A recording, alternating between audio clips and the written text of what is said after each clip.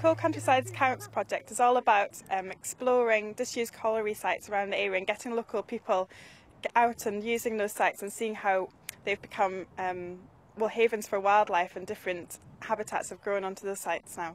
We've also got several ways of the community as a whole getting involved. We've been doing guided walks around some of the areas and linking up between some of the old colliery sites to talk about the history and the geology. And of course, when you think of limestone landscapes, this is what the geologist thinks of.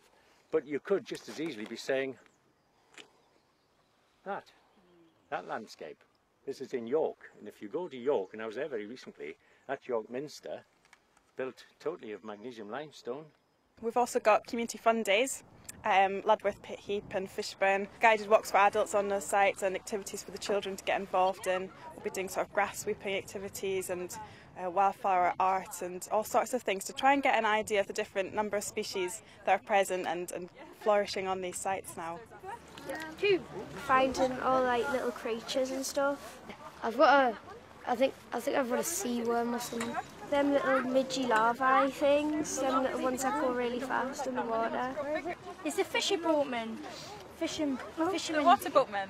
Yeah, well done, good memory. The grasslands are very important in this area because there's a lot of magnesium limestone under the surface, which gives really interesting wildflowers and then butterflies and all sorts of invertebrates, and of course birds and small mammals on the area. So we've got a fantastic variety of different wildlife that we can see growing around there.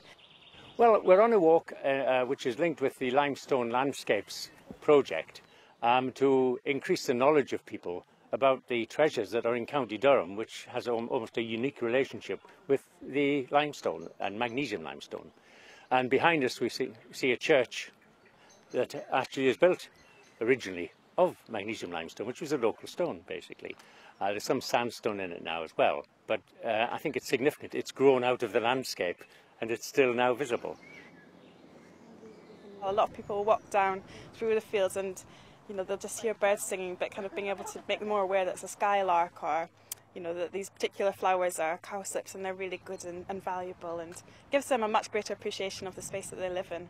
For one thing, it gets you out in the open air, okay? And I would imagine quite a few people who perhaps don't know a great lot about their local history, because there's a lot of history just a few miles away from where people live. And it doesn't take much to get out there and have a look and see what's going on. No, I believe that's the way to go. And I think this will help greatly.